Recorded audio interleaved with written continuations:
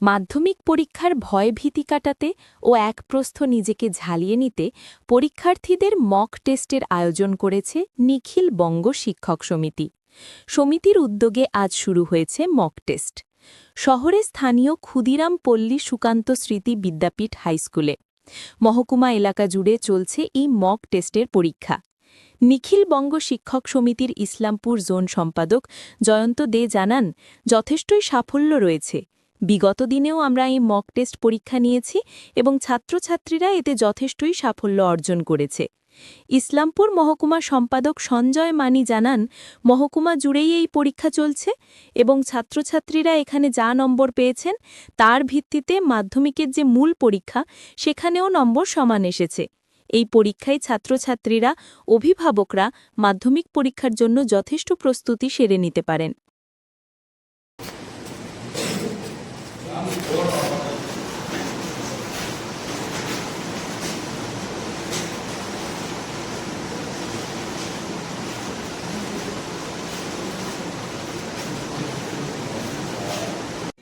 আমরা এই যে মাধ্যমিক মক টেস্ট সেটা তো আমরা দীর্ঘদিন ধরে নিয়ে আসছি, 10 থেকে 12 বছর হতে চললো।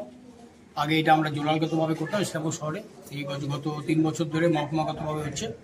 ইসলামপুর শহরের ভিতরে ইসলামপুর জোনাল কমিটি যারা পরিচালিত, সেখানটা 13টা স্কুলের 120 জন ছাত্রছাত্রী এখানে পরীক্ষা দিচ্ছে। তার মধ্যে 47 জন ছেলে আছে এবং 73 জন মেয়ে।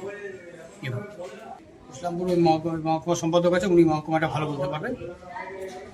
লাভবান বলতে তো আমরা দীর্ঘদিন ধরে একই জিনিস দেখে আসছি। আমরা যে মক টেস্ট পরীক্ষা নিয়ে থাকি মাধ্যমিক, সেই মক টেস্টে যে আমরা রেজাল্ট পাবলিশ করে থাকি, পরবর্তীকালে বোর্ডের যে পরীক্ষা, সে বোর্ডের পরীক্ষা হওয়ার পর দেখা গেছে সেই তালিকা এবং বোর্ডের তালিকা প্রায় একই। ফলে এই মক টেস্ট আমরা নিই, যেহেতু সামনে কিছুদিন পর আছে স্কুলে টেস্ট পরীক্ষা, তার আগে একমাত্র এখানে 90 নম্বর একটা পরীক্ষা। এই পরীক্ষার ভিত্তিতে যেটা যাচাই করা হচ্ছে, দেখা যাচ্ছে সেই যাচাইটা আগামী দিনে ইসলামপুর শহরে যারা র্যাঙ্কিং করা ছেলেমেয়ে, তারা প্রত্যেকেই আমাদের মক টেস্টের মাধ্যমে সেখানেও তারা সাফল্য পাচ্ছে। ফলে আমরা তাদেরকে একটা স্বচ্ছ ধারণা দিতে যাচ্ছি মাধ্যমিক পরীক্ষা বসার আগে, যে কী ধরনের খাতা কীভাবে হতে পারে, ডিআরসিট বলতে জিনিসটা কি, অ্যাডমিট কার্ড কী ধরনের হতে পারে, তাদের লেখার ধরনটা কীভাবে, এই সমস্ত পুঙ্খানুপুঙ্খ বিষয়গুলোকে তাদের এবং অভিভাবকদের সামনে তুলে ধরার লক্ষ্যেই আমাদের এই মক টেস্ট। জয়ন্ত দে। এই mock test Islampur zonal committee 2014 সালে প্রথম অনুষ্ঠিত করে। মক টেস্টের রেজাল্টের উপর ভিত্তি করে ইসলামপুর যে শহর এবং শহরতলি এলাকার যে ছাত্রছাত্রীরা ভীষণভাবে উপকৃত হয়, এটা আমরা শিক্ষক সমাজ ভালোভাবে লক্ষ্য করি। তো পরবর্তীতে এই মক টেস্টটিকে আমাদের মহকুমা অর্থাৎ ইসলামপুর মহকুমায় একদম প্রত্যন্ত এলাকার ছাত্রছাত্রীদের কাছে যাতে এই সুযোগটা পৌঁছে যায়, সেই জন্য বিগত 3 বছর যাবৎ মহকুমা ভিত্তিক অর্থাৎ চোপড়া, ইসলামপুর, চাকুলিয়া, গোয়ালপুকুর এবং করণদিঘি, চোপড়া অন্তর্গত দুটো হয়, দাসপাড়া এলাকা একটা আছে। তো এই টোটাল এরিয়ায় টোটাল 356 জন পরীক্ষা দিচ্ছে এবছর। কতদিন চলবে এই পরীক্ষাটা? পরীক্ষা মাধ্যমিক সিস্টেম অনুসারে যেভাবে 7টা সাবজেক্টের 90 নম্বরের 7টা সাবজেক্টের পরীক্ষা হচ্ছে এবং এর মূল্যায়ন বিভিন্নভাবে কোনো ছাত্রছাত্রীর প্রতি যাতে পক্ষপাতিত্ব না হয় সেজন্য মূল্যায়ন বিভিন্নখানে ছড়িয়ে দেওয়া হয়।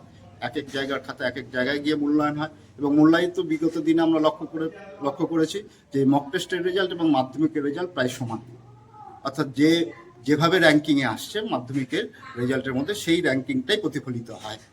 তো সেটা অবশ্যই আমাদের কাছে আশাব্যঞ্জক এবং সবচেয়ে আশাব্যঞ্জক হচ্ছে ছাত্রছাত্রীদের কাছে, যে এই প্রত্যন্ত এলাকায় একদম নিম্নবিত্ত পরিবারের যারা বসবাস করছে সেই সমস্ত ছাত্রছাত্রীরা যাতে আমাদের পরবর্তীতে বৃহত্তর এলাকার মধ্যে নিজেদেরকে ছড়িয়ে দিতে পারে, তার জায়গাটাকে সে প্রতিষ্ঠিত করতে পারছে। এবং পরীক্ষার পূর্বে অর্থাৎ মাধ্যমিক পরীক্ষা প্রথম বোর্ড পরীক্ষায় তারা বসছে, সেখানে গিয়ে যে ভয় ভীতি যে থাকে, সেই ভয় ভীতি এবং সময় ম্যানেজমেন্ট অর্থাৎ টাইম ম্যানেজমেন্ট যেটা ব্যাপারটা থাকে, যে ডিআর সই, বিভিন্ন সময় বিভিন্ন ইনভিজিলেশন, বিভিন্ন সময় বিভিন্ন সুপারভিশন, যে এইগুলো হবে, এর থেকেই আতঙ্কগ্রস্ত হয়ে অনেক সময় অনেক পরীক্ষার্থী পরীক্ষা খারাপ হয়ে যায়।